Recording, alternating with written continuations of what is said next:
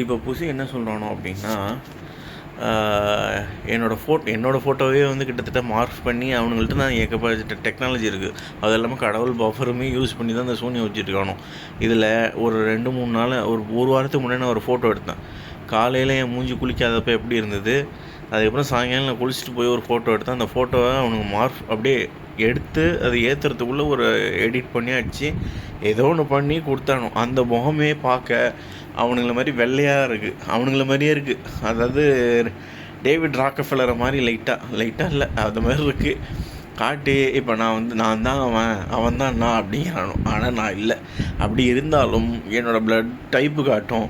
அப்படி இல்லைனாலும் அவனுங்கள மாதிரியே இருக்கிற ஒருத்தவனை தான் காட்டுவானுங்க அவனுங்க. ஆனால் அவனுங்க என்ன பண்ணுவானோ, ஒன்று பிளாஸ்டிக் சர்ஜரி பண்ணியிருப்பானோ. பிளாஸ்டிக் சர்ஜரி பண்ணாலும் கண்டுபிடிக்கலாம். மாஸ்க்கு இந்த மாதிரி மாஸ்க் போட்டு காட்டுறானுங்களே படத்தில், இங்கிலீஷ் படத்தில் அந்த மாதிரி போட்டு காட்டினாலும் கண்டுபிடிக்கலாம்.